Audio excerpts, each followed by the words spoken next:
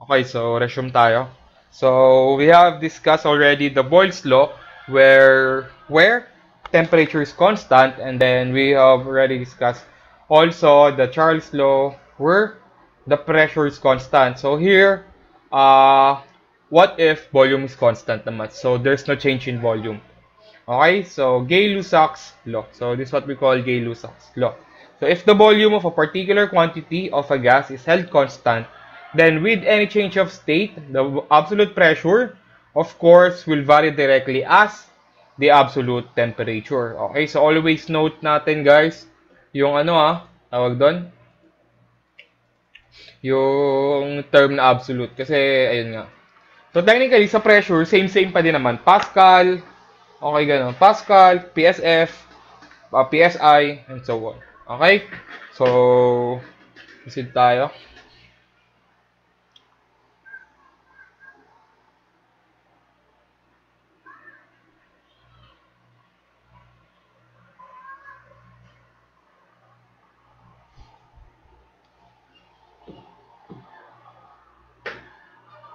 Wait lang. 6, 2.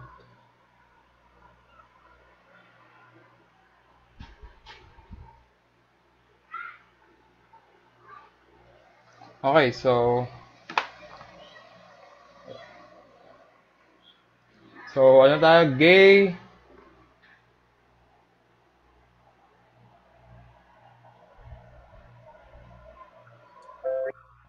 Gay-Lussac's law. Okay? So, Gay-Lussac's law. Okay, so dito naman, volume is constant. Okay, volume is constant. Okay? So, ayan.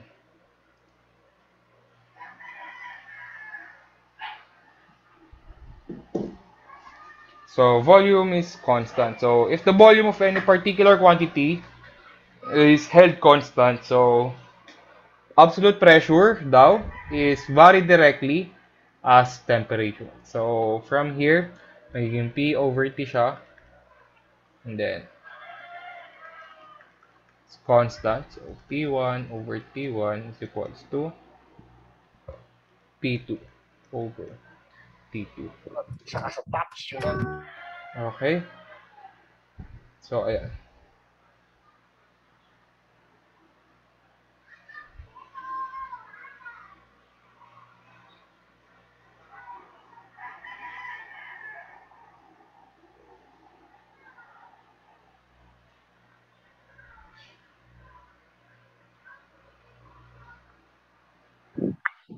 Okay, so ayan, start tayo.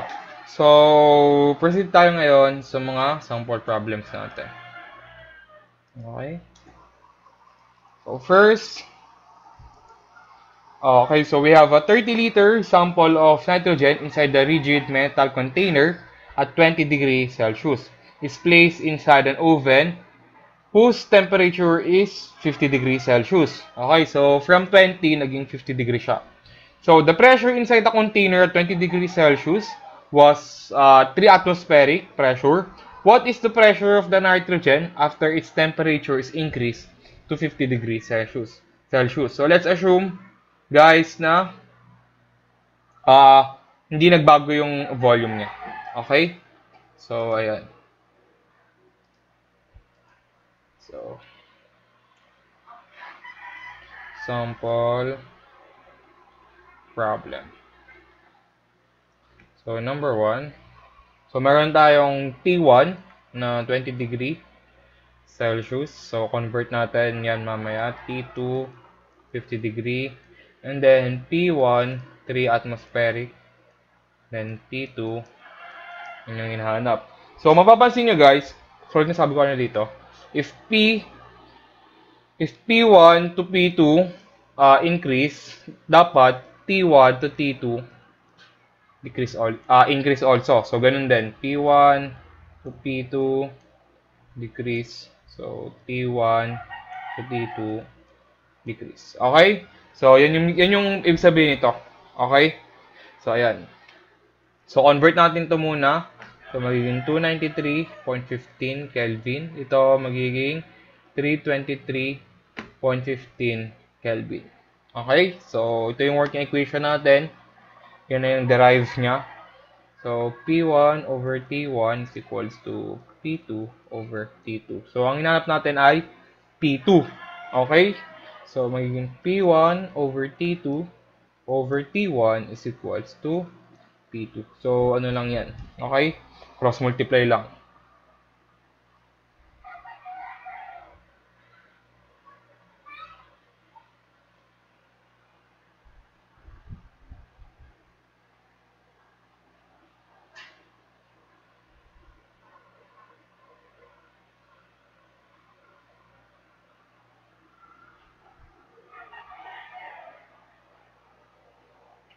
So, from here, so ano natin? So, 3 multiplied by T2, which is 323.15 all over 293.15. Okay, is equals to P2. So, P2 is equals to, equate natin, 3 multiplied by 323.5 divided by 293.15. So, final answer. So, yung P2 natin is nag-increase siya into 3.307 atmospheric pressure. Okay? So, ayan. Tama. 3.07.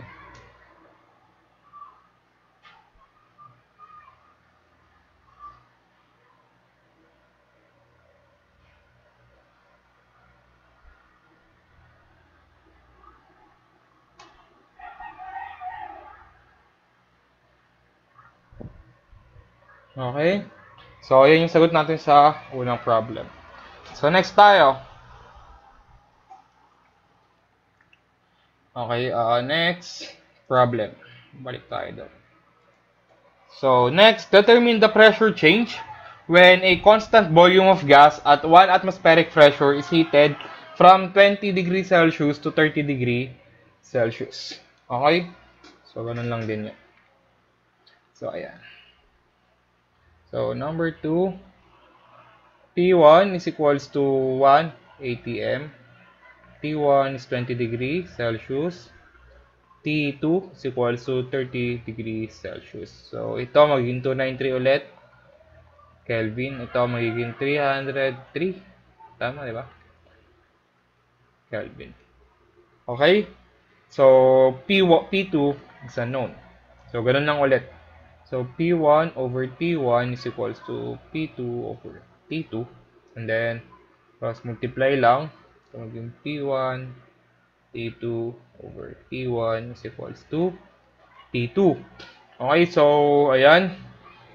So, technically, guys, we can rewrite this equation.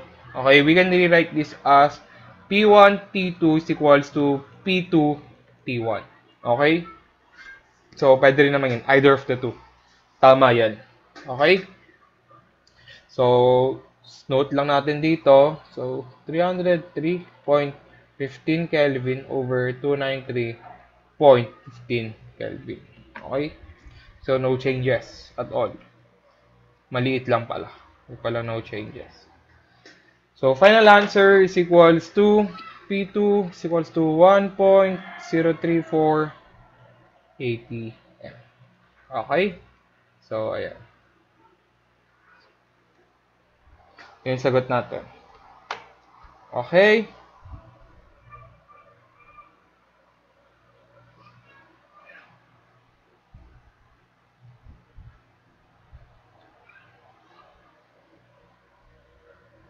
Okay, so next tayo.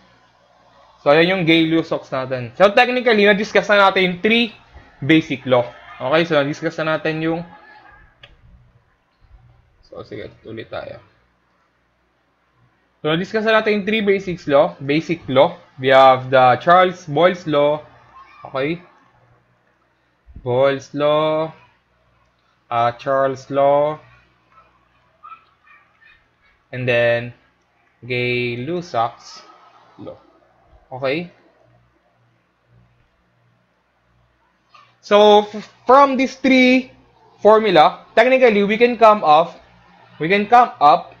another law, which is what we call, our next problem, is what we call combined gas law. Okay? So, ito na yung second, pang-apat na gas law natin. So, why not combine them all, di ba? Okay? So, ayan.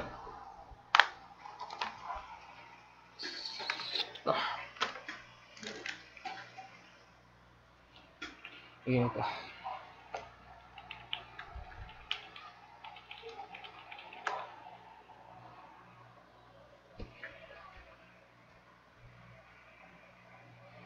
So, technically, so, yun nga, from the term itself, combination lang siya nung tatlong law natin. So, first, so, note muna natin kung ano yung mga formula natin. So, we have Boyle's law. Di ba? We have Boyle's law as, tawag doon, P1, V1 is equals, so, Boyle's law to. Okay? P1, V1, P2, V2. And then, Charles' law, V1 over T1 is equals to V2 over T2. And then, we have the Gay-Lussac's law, P1 over T1 is equals to P2 over T2. So, technically, yan yung tatlong law natin. So, pati siya magko-combine. So, first, actually, kahit ano yung unang-unahin nyo yung combine dyan, pare-pares lang yan. Okay? So, ayan. So, pwede yung unahin pag-combine to, or ano yan, basta pagsama yung tatlo yan. So, first, combine muna natin to. Okay? So, so, huwag natin kopyahin yung itong part na to. Burahin natin to. Gratis siyang C lahat. Okay? C. So, pag-combine natin itong P1, V1, and then V1 over T1. So, P1, V1 over T1 multiplied by V1, multiplied by V1 over T1. Okay, so yan yung working equation natin, di ba? So, from here, so, ayan. So, magiging, ano siya? P1, V1 squared over T1. Next, ito, i-combine natin siya dito. Okay? So, magiging P1, V1 squared multiplied by P1 over T1. Over T1 pa pala. Okay? Ayan. So, ayan siya. Diba? So, from here, magiging P1 squared, V1 squared over T1 squared. So, from that idea, technically, final na step is square root lang siya para ang matira. So, ang magiging final equation natin for combined gas law is magiging PV over T as constant. Okay? So, yan ngayon yung formula natin for our combined gas law. Okay? So, ayun lang siya. So, from here, magiging P1 V1 over T1 is equals to P2 V2 over T2. So, technically dito, may constant pa din naman dyan. Pero, papakita natin yung mamaya kung ano yung constant na yun. Okay? So, ayan. Start tayo. Okay?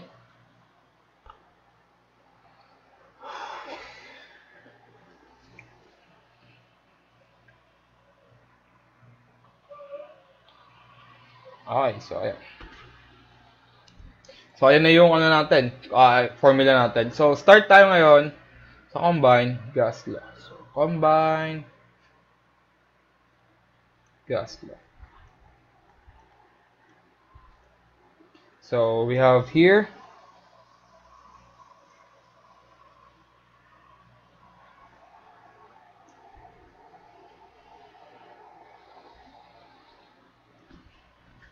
so, ayan. Sorry. So, ayan. Okay. So, technically, combined gas law, so we have formula of P1 V1 over T1 is equals to P2 over V2 over T2. So, try lang tayo ng another two problems. Okay? So, sample problems. So, always. So, number 1. Ganito. So, sabi, meron na tayong gas na may volume. Okay, so, pakabasa natin.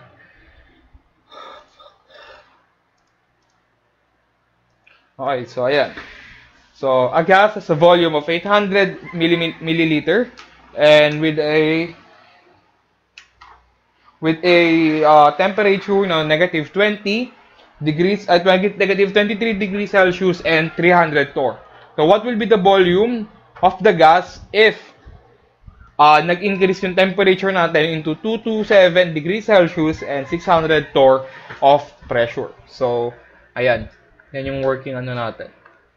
Okay, so we have V1, 800 ml, and then T1, negative 23 degrees Celsius, T2, then P1 muna, P1, 300 torr, T2, 600 torr, and then T2 na 227 degrees Celsius. So, hinahanap is V2. So, dun lang tayo sa formula natin. Okay? So, magiging P1 V1 over T1 is equals to P2 V2 over T2. So, cross-multiply lang yan. And then, technically, ang hinahanap lang naman natin is yung V2. So, matitira lang V2 dito. So, magiging P1 V1 T2 over T1 T1 is equal to V2. Okay, so ito, katulad nung sa Gay-Lussac natin, we can rewrite this as P1 V1 T2 is equals to P2 V2 T1. Okay, diskarte ngayon how you want to write this one. Okay, so ayan. So, okay, first, convert na natin lahat ng mga Celsius into Kelvin. So, 23 plus 273.15. Okay, minus pala. So, 250.15 Kelvin. 227 plus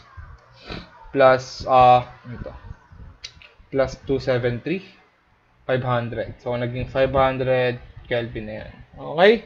So, yun na yung mga working equation natin. So, let's solve.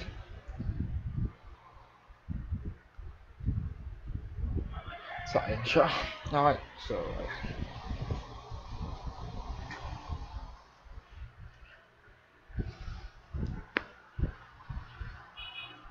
So, solve na natin. Okay?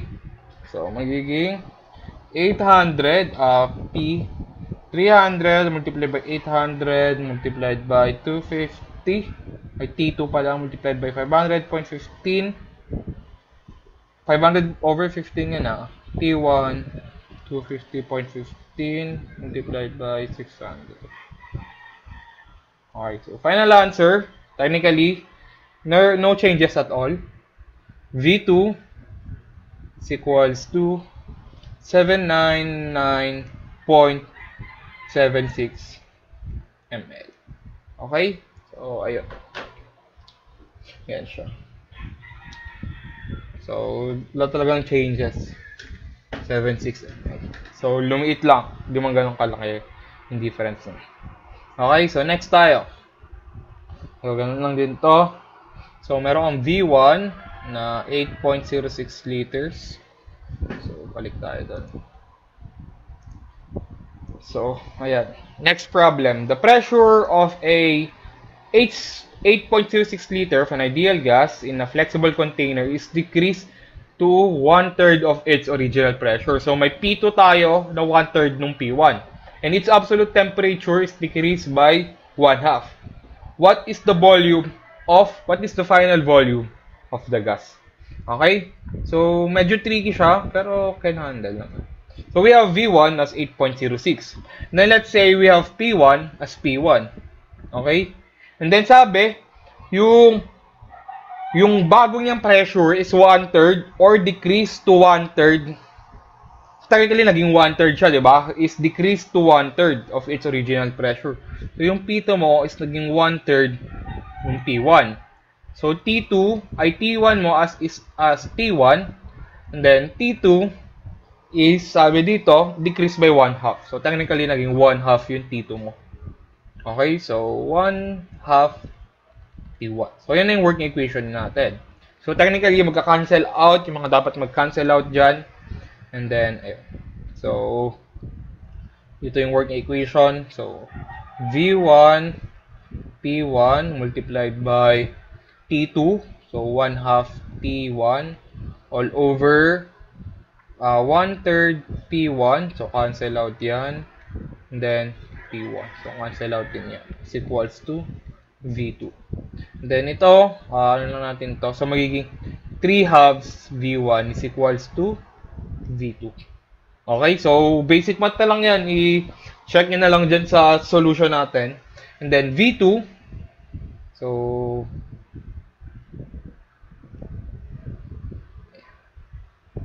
V2 is equals to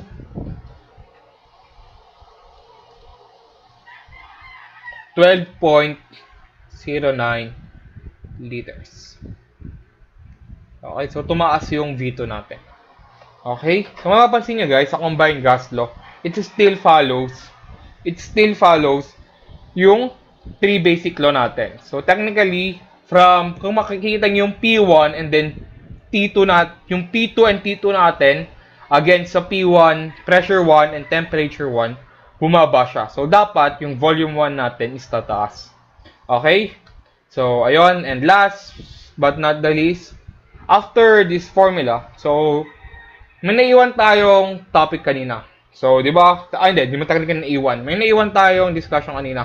Ano ngayon, itong PV over T na to? So, bakit nga tayo may PV over T? Pero bago natin sagutin, we have another natawag na law, which is under Avogadro's law ata to. Technically, sinasabi sa Avogadro's law, volume is directly proportional to the molarity mass. Ano yung term na ginamit ko dito? According to Avogadro's law, technically, volume is directly proportional to molarity of a gas sample. Okay, so maliit siya na eh. So, always note yung mga malaking N, malaking M, ganun, something like that. Okay? So, ayan. So, from this formula, we can add K is equals to V over N. We can add this one sa combined gas law natin. Kasi papunta tayong ideal gas law eh. And technically, ideal gas law comes from chemistry. So, sort of, niwik siya in some way para maging law siya under physics. Okay? So, we have the ideal gas law. So, from P1 V1 over T1, diba? So, PV over T, inad natin tong Vn. So, magiging ganito na siya. Magiging PV over Tn as constant. Okay? Pero, guys, itong PV over Tn na to, meron na siyang bagong constant na yan. Itong PV over Tn na to, is tinatawag natin siyang equal to R. So ano yung R natin? So, dito natin note. May mga bago tayo, di ba? So, dagdag natin ito. P as pressure. Ideal gas lang na ito. Tapos, V as volume. Para di ka nalilito. T as temperature. Actually, nasa PowerPoint naman to. You can follow the PowerPoint if you want. And then, N, molarity of a gas sample.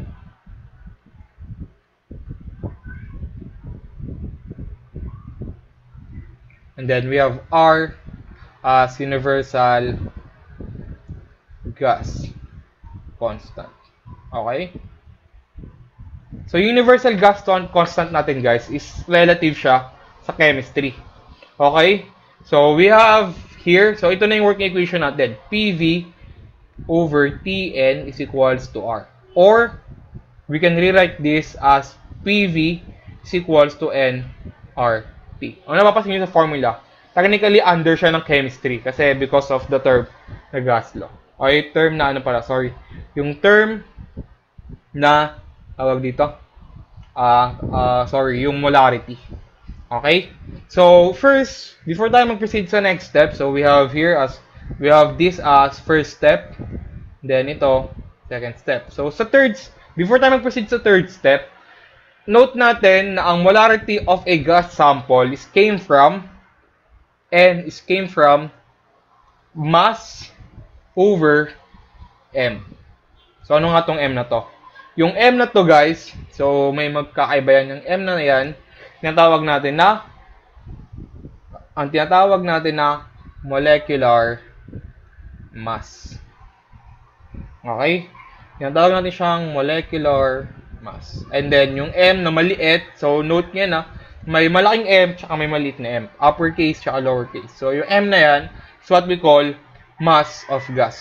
Yung mass mismo. Okay? So, yung 1 kilogram, ganun. Pag masating molecular, technically, sobrang liit na value na yan. Okay? And then, next, we have formula for R. Universal gas.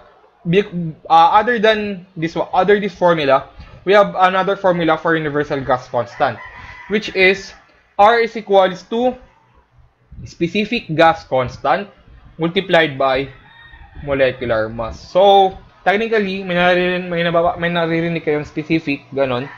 So, technically, example, actually, specific gravity, may mga ganon pa tinatawag. Technically, yung universal gas constant, may tinatawag pa tayong specific gas constant. And ang notation ng special gas specific gas constant natin is R. Okay? So, magkaiba yan. Magkaiba yung, check nyo pa guys, magkaiba yung universal gas constant and then specific gas constant natin. Okay? So, magkaiba yung dalawang yan, ha. So, meron tayong dalawang ganito. So, dagdag na to, once na in-include natin siya sa formula natin, guys, magka-come up tayo ngayon sa formula na madalas na ginagamit sa physics or sa thermodynamics specifically. So, PV, so note natin yung N, magiging M over M multiplied by R M. So, mapapansin nyo, cancelable yan, and then, the final formula for ideal gas law is PV is equals to mRT. So, ito na yung ideal gas law natin. Ay, hindi pala malaking R yan. Sorry. Maliit na R. Ayan. PV is equals to mRT. So, may mga variations pa yan. May mga variants pa yan, like low-key. We can rewrite this as P is equals to rho RT because density is equals to mass over volume. So, technically, we can pwede siya idagdag dito. Ipakita natin. Bakit? So, magiging P is equals to M RT over V. Yan na siya. So, P is equals to rho RT. Okay? Yung rho na yan, density yan. Okay? Actually, may tinatawag pa tayong specific volume, ganon, specific volume. Specific volume is, pag sinabi kasi natin specific, guys, ibig sabihin nun, dinidivide natin siya ng mass. Okay? Dinidivide natin siya ng mass. So, example, specific volume is equals to specific density pala. Tama, specific volume. Ayan. So, volume over mass. Parang something like that. Okay? So, ayan. Yan yung mga special ano natin. So, ang formula natin for ideal gas law is this one. And then also this one. Okay? Variant. Variant number 2. Okay, tama. Number 2 kasi number 1 to. So, ayan. Okay? So, yan yung mga working equations natin for ideal gas law. Okay? So, technically, we have discussed 5 laws. We have the Boyle's law. Okay. So, natin another mappings. We have the Boyle's law. Okay, as Boyle's law, which is T is constant and then P1 is equals to P2 V2. So, Charles' law, pressure is constant. So, V1 over T1 is equals to V2 over T2. And lastly, we have the we have the Gay-Lussac's law. Okay? So, P1 over T1 is equals to P2 over T2. Then we have the combined gas law, which is combination ng first three. And then P1 V1 over T1 is equals to P2 V2 over T2. And lastly, the evolution or counting changes of sa combined gas law is what we call the ideal gas law. Okay, so P V is equals to M R T, or P is equals to rho R T. Okay? So ito, bale, na to, ito na yung mga value ng every gas when it comes to specific gas constant. Okay? So, sa air, ang specific gas constant niya ay 287.08, carbon dioxide, 188.9, helium, 2077, hydrogen, 4124, methane, 518.3, nitrogen, 296.8, and then oxygen, 259.8. So, note nyo to guys kung anong unit. So, joules over kilogram Kelvin. And then, ito yung how paano nakuha yung unit nung natin, R natin. So, sa natin, tawag doon, sorry. Sorry. Sa English, ay sa metric system, ito siya. Joule over kilogram Kelvin. Sa English naman guys, is pound feet over R multiplied by pound mass. Okay? Ay slugs to dapat pala. Slugs to. So note nyo slugs yan. Okay? Slugs yan, hindi pound mass. Slugs. So dapat yung mass nyo is nakaslug sa English. Okay? So, ayun lang guys. Saka natin i-solve to kasi medyo tricky part 2 na to. Itong ideal gas law. Saka na yan. Pero ayun. Other than that, so that concludes our topic for this week, which is about gas law. So, yun nga. Pakita natin ulit yung whiteboard. So, we have, ayan, note natin dito. Note. Unit for our English.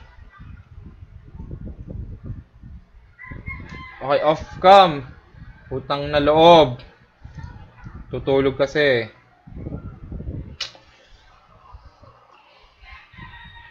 Unit for our English. Pound foot per rankin slugs. Okay? So, ayan. So, unit for R. Note natin. Metric. Joule over kilogram Kelvin. Okay, so that's all guys. And ngayon lang. Thank you. Okay. So, Boyle's law, as what I've said. So, technically, sinasabi dito, kunwari we have this object. Kunwari this one. So, drawing tayong wind tunnel. Okay, kunwari itong wind tunnel natin. So, kunwari lang wind tunnel yan.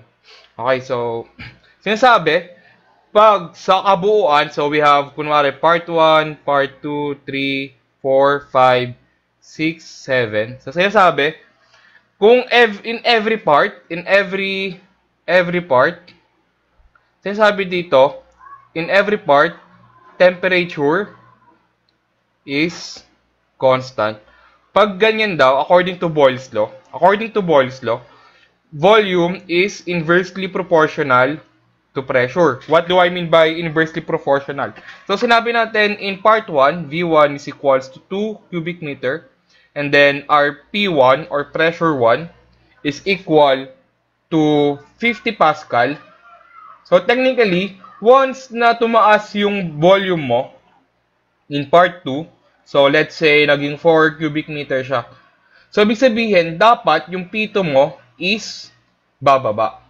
Kasi, once na yung volume mo tumaas, yung pressure mo dapat bababa. And so on. So, volume go down, pressure come up. Okay?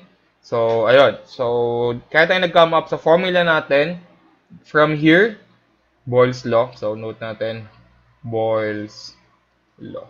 Okay?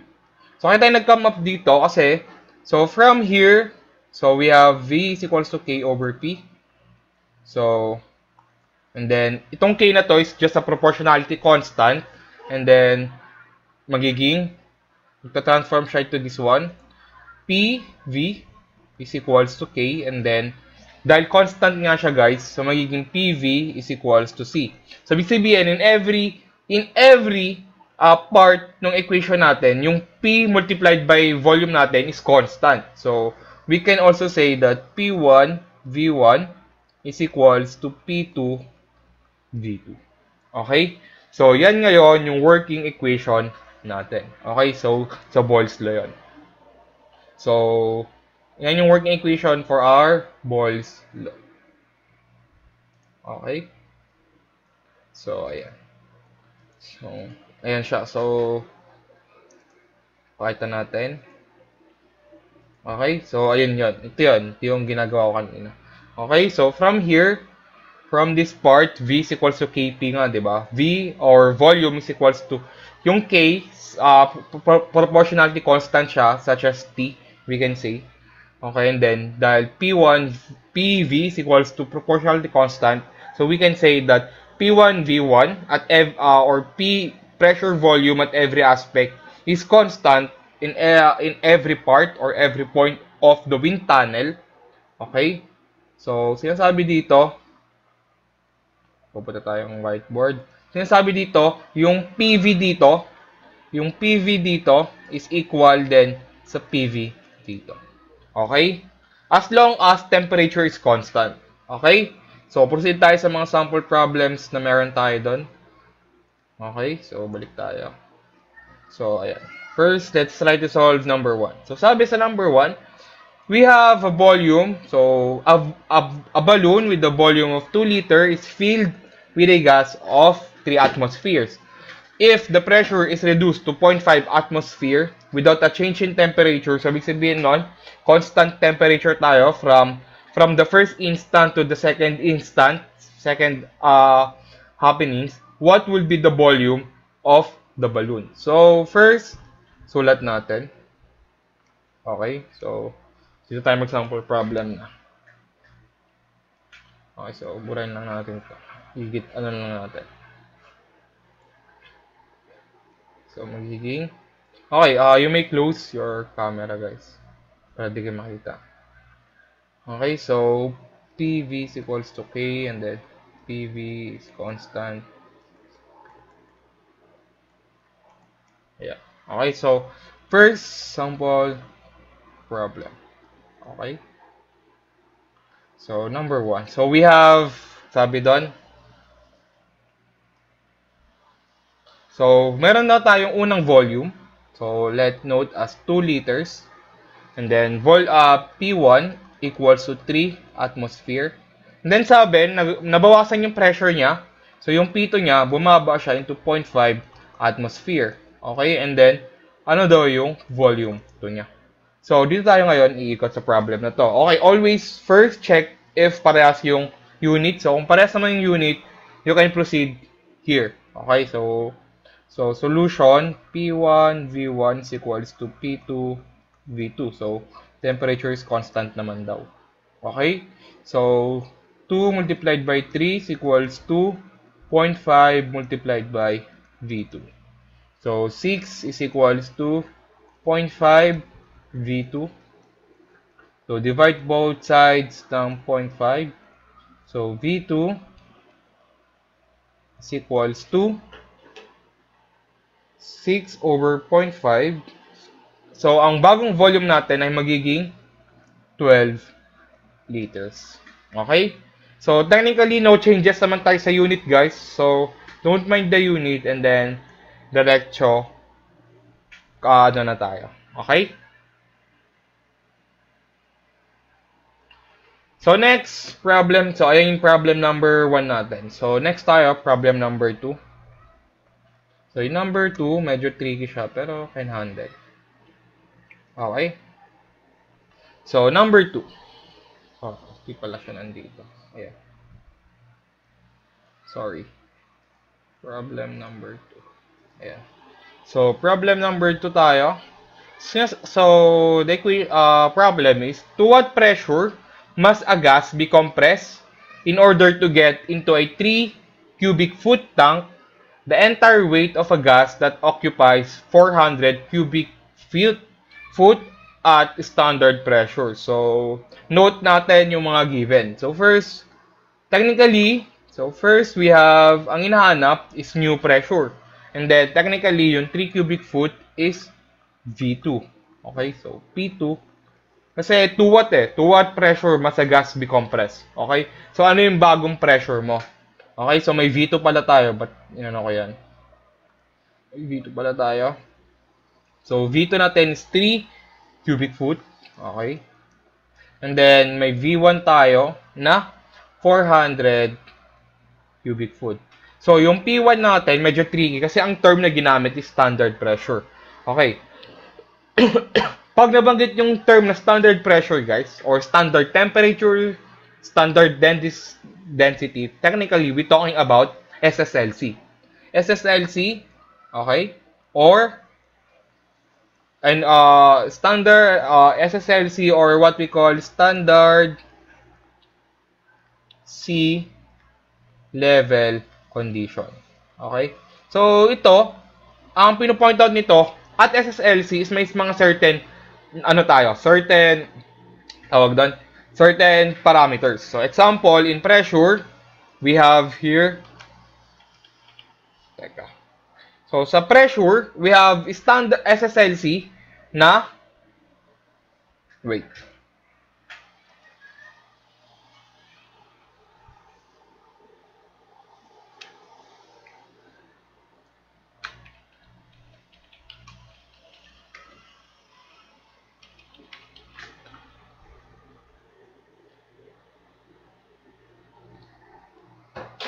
lang.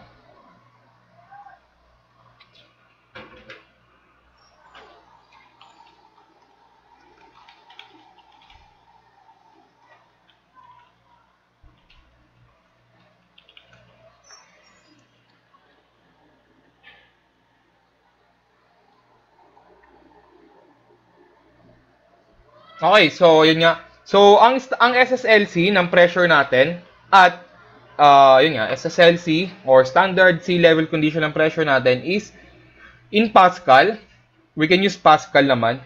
Technically is 101.325 Pascal or 1 atmospheric pressure. So yun, yung mabili ko sa inyong conversion like 2116.2, 14.71, di ba? 14.7 PSI, 29.92 and so on. So technically, ito yung mga tinatawag natin na SSLC or standard sea level condition. So we can use, dahil cubic foot to, and para for the sake of formality, we can use the PSF. Okay? Wintin natin yung PSF para mas maayos. Or pound per square foot. Okay? So 2116.8 or ano ba? 0.8 ba yung gamit natin? PSF. Okay? 0.8 ba? Tama ba? So, ayan. 0.2. 0.2 ata yan. Sorry.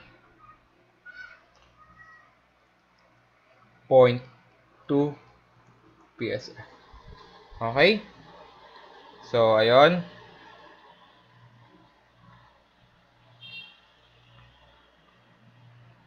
So, ayan. So, ayan. We have, so, from here, we can now solve yung ano natin. Okay? Okay, but 0.8 pala, sorry. But 0.2 to. Sige. Actually, 0.2 pala dapat. So, mali yung nandun. Pero ayan, 2116.2 PSF. So, ayan. Yun yung working equation natin. Okay, so we have P1 V1 is equals to P2 V2. So, technically, dun sa problem naman natin, guys, walang certain unit na ginagamit or inaas, di ba? To what pressure lang naman. So, whatever unit na gamitin nyo, actually, yan at yan din ang lalabas. Pero gamitin natin is PSF. Okay? Para PSF din yung lalabas. So, ayan. So, 2116.2 multiplied by 400 is equals to P2 multiplied by 3. Okay? So, divide both sides ng 3. So, P2 is equals to ilan? Kaya, 2116.2 400 divided by 3. So, ang P2 natin is equal to 282160 PSF. Okay?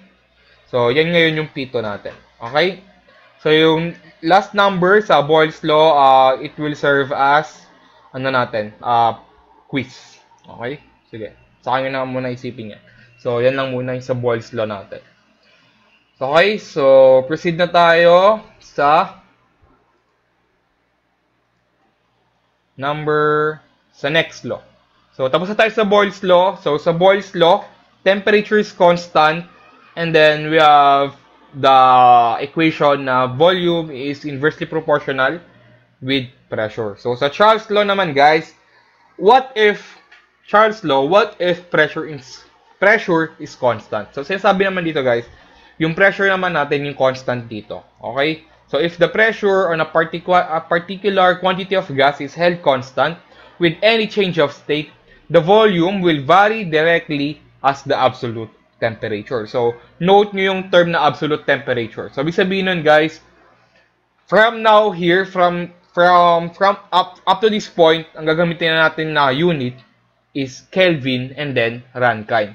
Kelvin sa metric and then Rankine English. We cannot use Celsius and Fahrenheit. So, if may given na Celsius, convert muna natin ito Kelvin. If kung may given na Fahrenheit, convert it into Rankine. Okay? Huwag nyo kakalimutan yan na. Always note, when we're talking in thermodynamics, mostly, it's all about absolute temperature. Okay? Absolute pressure, absolute temperature. And then, when it comes to absolute temperature, unit allowed is only Kelvin and then Rankine. Okay? So, proceed tayo dito. So, nakita nyo naman dyan yung equation natin, guys. So, from this point, P is equals to C. Okay? So, volume will vary directly as absolute temperature. So, ibig sabihin nun, guys, if pag sabi itong vary directly, pag tumaas yung volume natin, matik yung temperature din natin tataas. As long as pressure is constant. Okay, so kung bumaba yung volume natin, bababa din yung temperature natin, vice versa. So kung bumaba yung temperature, bababa yung volume. Pag tataas yung temperature, tataas din yung volume natin. Okay? So proceed tayo ngayon. So ayan yung working equation natin. So proceed tayo sa whiteboard. Okay, so number 2. So number 2, Charles' Law. Okay? Charles' Law. So, yun nga. Volume is vary directly as temperature. Okay? So, V over T. Okay?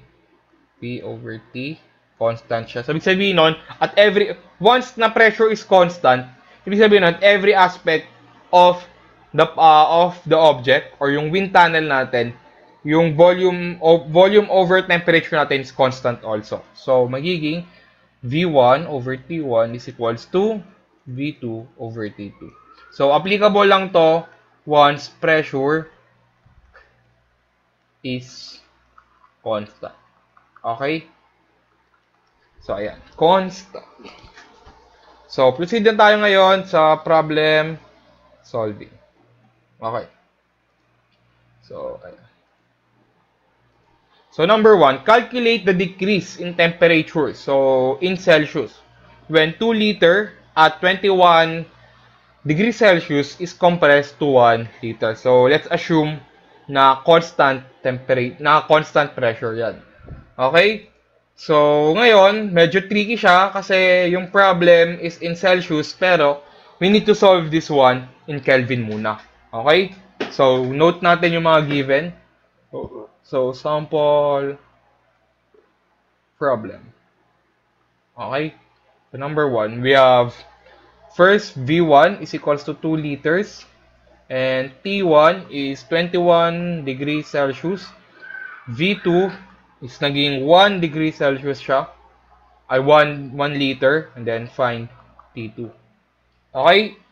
So, convert natin itong T1 into Kelvin. So, mag-add lang tayo ng 273.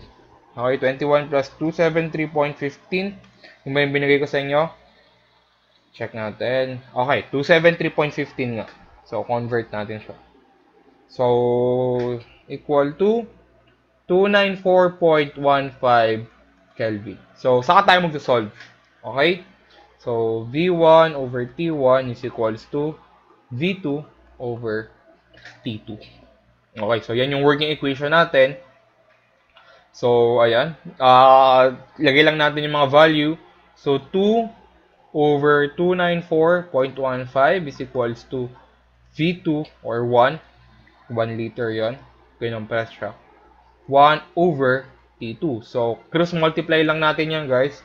Madali lang yan, ha? Basic algebra lang yan. Okay, so 2T2 is equals to 294.15. Divide both sides by T2. Okay, so T2 is equals to, divided by 2, 147.075 Kelvin. So, based sa problem, ang kailangan natin is naka-Celsius.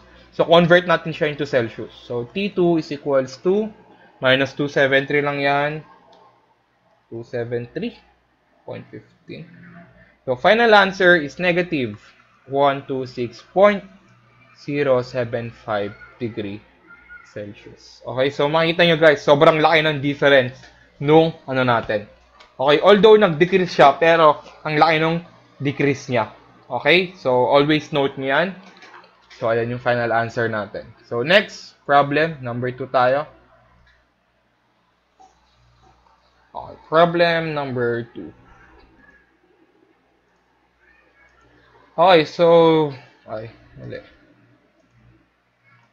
so problem number 2. So, we have 600 ml of air at 20 degrees Celsius. Ano yung volume niya once nahinit natin siya into 60 degrees Celsius? Okay? So, solve natin siya.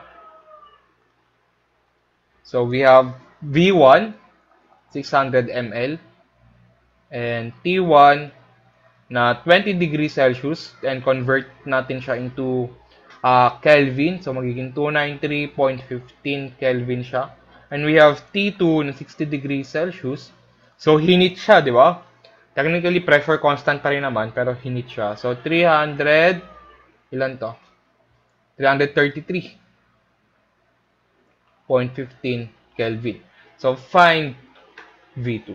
Okay, so dapat yung V2 natin is mag-increase din kasi nag-increase yung temperature natin. So, solve lang natin. V1 over T1 is equals to V2 over T2. So, cross-multiply lang yan. So, V1 T2 over T1 is equals to V2. So, final answer. Ito ko na ninonote para magkasya. So, V2 is equals to 600 multiplied by 333.15 divided by 293.15. So, equal siya. So, yung volume natin is nag-increase into 681.87. 869 pala, sorry. 869 ml. Okay? So, ayan siya. So, ayan yung ano natin. Okay, as always, i-leave natin yung number 3 for your own exercise. Okay, so